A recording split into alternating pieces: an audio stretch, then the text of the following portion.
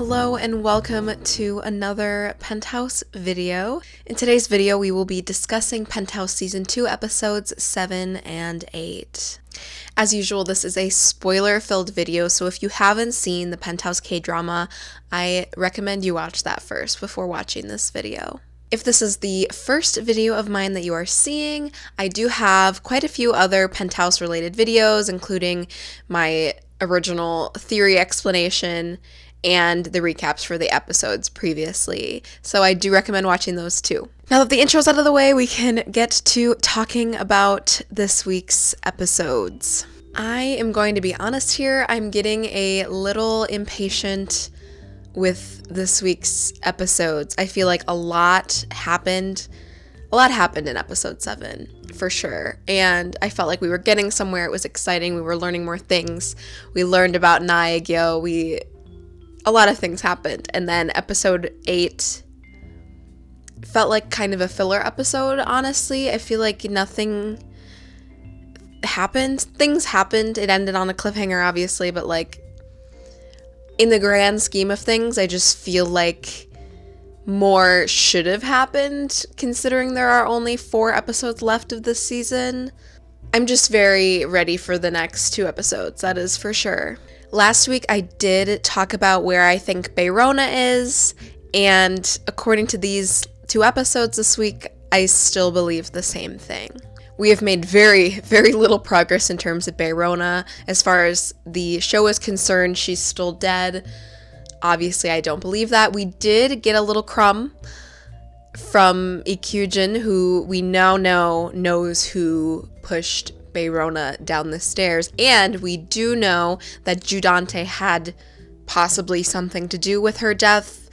We know that he did pull the fire alarm. Beyond that, we do have a few more plot points that were introduced, including Joo Seokhoon's revenge and Na Aegyo's entire character. I was sitting here the whole time hoping that Na Aegyo would just come out and say that she's Shim Suryeon, but that didn't happen, so I'm not losing hope. I still think that she's Shim Suryeon, but I am open to the possibility of that not being the case. It is true that I can't really expect the obvious to happen in this drama. However, I really think and hope that Shim Suryeon is alive and is pretending to be Na Aegyo.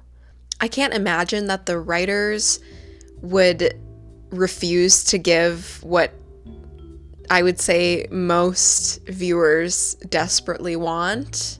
But this drama is interesting in the sense that they definitely like to play with our emotions and our need to have a morally good character to root for. We are actually seeing this at play in the development of Chon Sojin. I believe that we are really supposed to feel bad for her this week, even though I personally don't feel bad for her even for a second. Personally, I think all of her emotional scenes are wasted. I just don't feel bad for her at all. I think that we are supposed to feel bad for her in these 2 episodes. I honestly think that we are supposed to be at like an emotional war about our feelings for her, because she was previously like the evil, unapologetically evil character, and now we see her having a difficult time and realizing that Joo Dantae is awful, and I feel like we're supposed to like kind of sort of start to shift blame to completely Joo Dantae, who is the main antagonist in the show, in order to like sort of morally excuse ourselves for feeling bad for her in a way, especially in that wedding dress try-on scene. Like, it was, first of all, it was way too long. I couldn't believe we were sitting there for 5 minutes. So many other things could happen. So many other things could have happened. But we start to like be frustrated for her almost in a way. I like, you catch yourself, you're like, oh my gosh, like she shouldn't marry him, but like, why do we care? She's awful. Like, she's literally awful. She and Joo Dantae are the worst in the whole show. And actually, there's a lot to talk about when it comes to Greek mythology and morality, but because I have such a general understanding of Greek mythology, I just think I need to do more research and maybe speak about it in another episode, because I do think that there's a lot to say there and a lot of connections to be made just in this concept of morally good characters, because Greek gods aren't that good. You know what I'm saying? But no one gets punished for anything. You know what I'm saying? There is something I do want to say regarding my Olympian theory. I was reading a bit of the Iliad, and I was trying to figure out a time if Zeus was ever punished for anything that he did. Like, really, I know Hera went on this whole revenge thing and whatever, but in the Iliad, there is a book that refers to the deception of Zeus, and I think that there is some application of this story into Penthouse, potentially.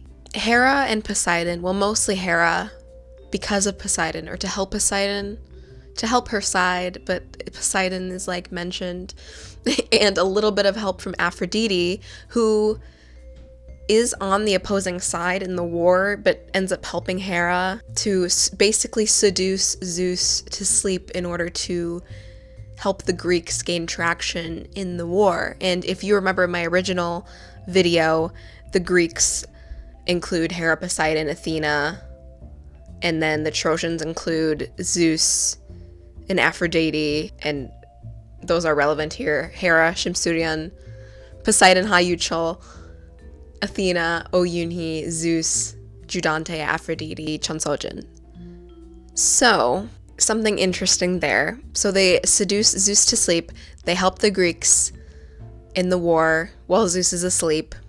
And then there is another myth that's mentioned, but I couldn't find much about it, where Athena, Hera, Poseidon try to overthrow Zeus, and it ends up in a punishment of Hera and Poseidon. So there's not much there, but that also could be relevant. But reading this deception of Zeus part of the Iliad, I feel like there is an incredible possibility that this specific story could have an application in the drama, whether we've already seen something similar in season 1, because I tried to look back at season 1 and find something similar. I don't really think that it has exactly happened yet. Again, it's a general application, so I can't even say if anything specific to the Iliad will happen in the drama past the layout of the characters. However, if we apply Na Aegyo as the version of Hera who seduces Zeus to distract him, I think that would be an interesting thing to happen, and it would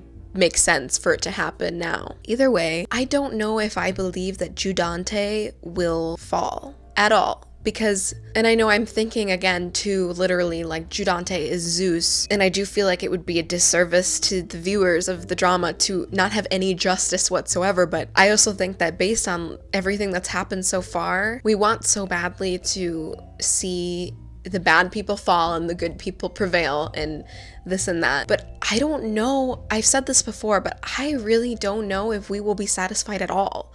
I feel like there are so many points where we've been so frustrated, and it feels like we're there's this build up to this big showdown, and we will be happy with the ending, but I just don't know if we will be, especially if everything that I've been thinking about with morality in this drama is the case. I don't know if it would be even in the writer's best interest to have Joo Dantae fail. I hope he does. I still hope he does, and I believe that he will to some extent.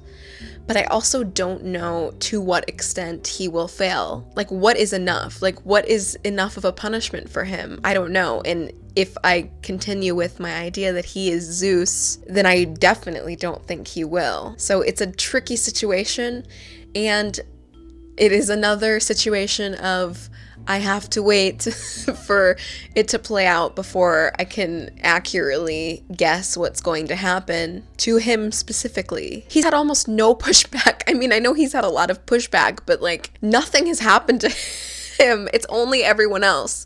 Because he just seems so above all the tragedy. It's so interesting. I think his character is so interesting because he's just so evil, and he's done so many horrible, horrible things, but nothing he hasn't faced consequences. Someone else is in jail for him. And there have been very interesting comments on my videos about his role in all of this, and as well as the role of Jenny's father. Really interesting things. I can't even say if I believe that those theories are true either, because I just don't know what to think sometimes. And this is one of those times. Joo Dantae is still a mystery. He's still a mystery. And it's gonna take a few more episodes to like understand him, even if we understand him at all. There's been hinting at trauma, especially in episode 8. It was back to his like seeing blood and freaking out situation. There's just so much that we still need to find out. And with 4 more episodes in this season, this season's gonna piss us off, I'm afraid. What could they do in 4 episodes? I mean, they could do a lot, but with the filler episode that was episode 8, I just really don't know. So I'm ready, very ready for the next 2 episodes. And I'm ready to continue talking about this. As always, I'm ready to continue talking about this. And I hope we're given more crumbs. Is that so much to ask? For just some crumbs? For just some more crumbs. They literally were like, here is a grain of salt for breakfast. You're welcome. Like, that is what they did in episode 8. But we did have some progression. Very little, but we had some. And so we're looking on the bright side here and look forward to seeing if Na Aegyo is gonna come fully on Logan Lee's side. We have a lot to see. Okay. With that, that's the end of the video. Thank you so much for watching today. Don't forget to like, comment, and subscribe for more videos like this one. Thank you for watching these. They're so much fun to make. I say this every week, but they are very fun to talk about. So with that, we're done today. Thank you. Thank you for watching. Goodbye.